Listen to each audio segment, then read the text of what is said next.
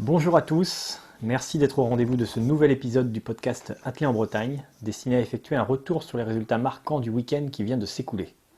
Nous évoluons toujours dans un contexte incertain, les dernières nouvelles au plan sanitaire, vous le savez, ne sont pas bonnes. La frustration des amoureux de l'athlétisme est immense actuellement, c'est notamment la saison de cross que l'on voit s'évaporer de semaine en semaine. On parle actuellement d'un report sur le mois de février, des échéances départementales et régionales, mais il faut bien admettre que l'espoir, même s'il fait vivre, devient bien difficile à entretenir. De leur côté, les clubs font face avec leurs moyens et malgré tout, dans le cadre étroit de ce qu'il est permis de faire actuellement, ces clubs s'efforcent de proposer des animations à leurs adhérents. C'est ainsi que l'on a pu assister ce week-end à des prises de performance officieuses autour d'un stade ou encore à la mise en place d'un cross amical avec départ décalé et effectifs très réduits. L'objectif bien sûr est de garder le lien et de donner du sens aux efforts consentis à l'entraînement. Ces initiatives ne remplacent bien sûr pas une vraie saison hivernale, mais elles réchauffent un peu les cœurs. Tout est bon à prendre dans cette période extrêmement difficile pour le sport amateur en général et pour l'athlétisme en particulier. En parallèle de ces louables initiatives qui permettent de faire vivre notre sport préféré, les athlètes inscrits sur les listes ministérielles de haut niveau, vous le savez, ont la possibilité de s'aligner en compétition. Faisons donc le point sur les performances réalisées ce week-end. En premier lieu, direction Miramas dans les Bouches-du-Rhône, où était organisé vendredi soir un meeting élite en salle. 5 athlètes bretons avaient fait le déplacement. Du côté de la longueur, Segui Alanjawen, le junior du Quimper Athlétisme, a effectué une belle rentrée en atterrissant à 7,15 m, pas très loin de ses meilleures performances. Toujours chez les messieurs, Maël Gouillette et Benoît Campion étaient engagés sur le 1500 m, avec des intentions au départ très différentes. En effet, si Maël Gouillette poursuit sa montée en puissance progressive et a couru en 3 minutes 54 secondes et 71 centièmes, un chrono anecdotique pour lui qui a déjà couru en 3 minutes 41 au mois d'août dernier, le stadiste brestois Benoît Campion était invité par l'organisation pour emmener Djilali Bedrani le plus loin possible dans sa quête des minima pour les championnats d'Europe en salle.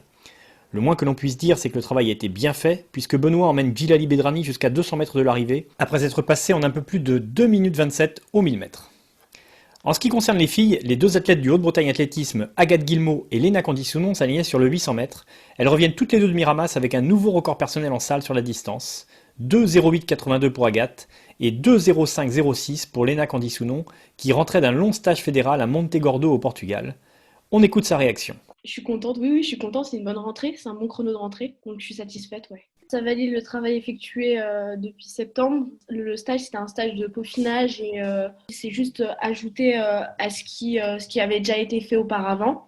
Cette course a été emmenée sur le premier 400 sur les bases de 2 minutes 02, minima pour les championnats d'Europe en salle prévus à Toruń en Pologne. C'était l'objectif au départ ? C'est pas forcément les minima, mais c'était de partir sur des bases élevées, oui, comme j'ai pu le faire cet été, pour imprimer en fait un rythme et pour être habitué à ce rythme-là, parce que c'est le rythme que je vais devoir produire dans les prochaines courses, et que ça soit en hiver ou en été, donc il faut s'y habituer dès maintenant. Donc oui, c'était souhaité par le coach de passer aussi vite. Maintenant que cette première compétition est passée, que peut-on te souhaiter pour 2021, Léna ? Chronométriquement, je sais pas trop. J'aimerais bien m'approcher des 2 minutes, mais je sais pas trop de quoi je suis pas capable encore, donc abaisser mon temps largement. Puis après, au niveau des performances, continuer à m'imposer et à prendre mes marques au niveau senior parce que je suis encore toute jeune. Et sinon, ouais, donc faire des podiums en élite et puis aller chercher une équipe de France, une sélection en équipe de France A. Mais j'aimerais bien, ouais, vraiment m'imposer chez les grandes. Remontons un peu plus au nord, direction Aubière, tout près de Clermont-Ferrand, où se déroulait le meeting national consacré aux épreuves combinées, le meeting X-Athletics. Après Segui Alanjawen, c'est un autre athlète du Quimper Athlétisme qui s'est illustré, Nicolas Jérôme, champion d'Angleterre du décathlon en 2019, puisqu'il possède la double nationalité, a réussi une performance de 5253 points sur l'heptathlon, grâce notamment à 2 nouveaux records personnels au poids et surtout à la hauteur, où il a franchi 2,04 m. Avant de revenir sur les terres bretonnes, signalons la confirmation de l'excellente forme du Vantais Hugo Morvan, qui avait déjà réalisé 8 secondes 05 sur 60 mètres haies.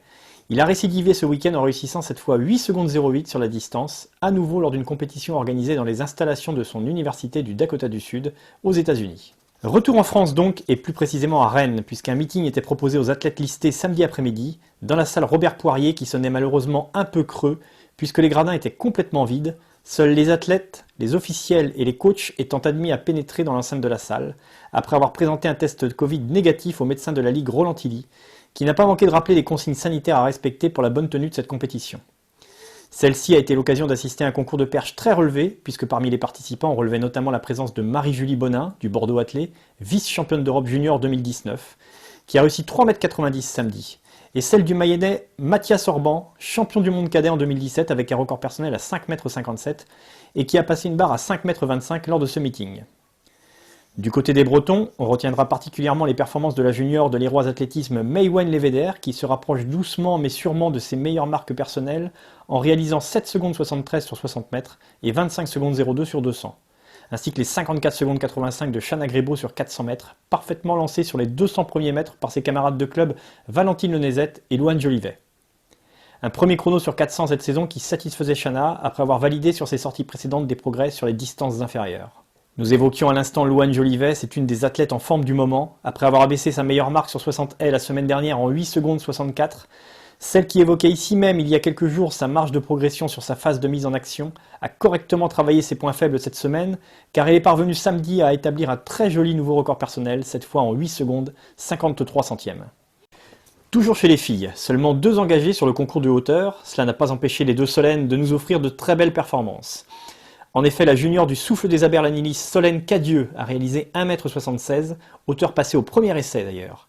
Et Solène Jiquel, la championne de France élite de la discipline, a elle franchi 1,80 m pour la première fois en 2021. On écoute sa réaction à l'issue de cette compétition. Je suis un peu déçu au niveau de la perf, forcément, voilà, bon, 80, c'est des barres que maintenant je pense que je peux passer à tous les coups sans trop de soucis. Après, c'est plus sur la manière de les faire. Là, cette semaine, hier, c'était plutôt correct parce que j'avais des objectifs techniques assez précis sur lesquels je voulais travailler hier. C'était plutôt positif dans ce sens-là. Après, il y a encore pas mal de choses à travailler. Il y a plein de choses qui se mettent pas encore bien en place sur un élan complet. Parce que c'est vrai que pour le moment, on est toujours en période un peu de travail technique où on a fait beaucoup d'élan réduit. Et donc, je manque un peu de repères, on va dire, sur élan complet encore. Solène Jiquel a eu également quelques mots très positifs à l'adresse de sa concurrente du jour, la junior Solène Cadieux. Des grosses qualités, ça jump bien, je pense qu'il y a la moyen d'aller beaucoup plus haut et puis assez rapidement, je pense, parce que sur ces sauts à 80, elle est pas du tout ridicule et je pense qu'il y a moyen d'aller encore plus haut. Nous avons profité de cet échange pour revenir un instant sur le titre de championne de France élite que Solène a réussi à décrocher au mois de septembre à Albi. Ce titre, Solène, c'était une belle satisfaction ? Ouais, carrément, c'était un titre et puis c'était pas... il y avait quand même la majorité des filles qui étaient là, qui étaient présentes malgré le contexte. Donc ouais, c'est quand même un vrai titre de championne de France, donc c'est vrai que ça fait vraiment plaisir. Surtout en plus avec une belle perf, quand je fais une seule compète dans la saison, que ce soit une perf comme ça fait vraiment plaisir cette compète. La prochaine étape, c'est donc 1,90 m. Ouais, complètement, c'est sûr. Là, l'objectif, c'est d'aller au-dessus des 90 et d'essayer de trouver de la régularité quand même à ces barres à 85. C'est pour ça aussi que c'est un peu de déception sur des barres à 80, 83 où je me bagarre un petit peu, donc c'est un peu décevant. Mais après, voilà, je me prépare surtout pour cet été. Notre passage en revue de ce week-end athlétique se terminera à Nantes, où Chana Grébeau s'alignait à nouveau sur un 400 extrêmement relevé, puisque l'athlète rennaise était opposée à 2 anciennes détentrices du titre de championne de France élite de la discipline, Amandine Brossier et Agnès Raharolaï. Sans doute émoussée par sa course de la veille, elle termine en 55 secondes 93, soit 1 seconde de plus que le temps réalisé à Rennes. On ne manquera pas par ailleurs de signaler la montée en puissance de Floriane Ponza, la perchiste du CA Bigoudin.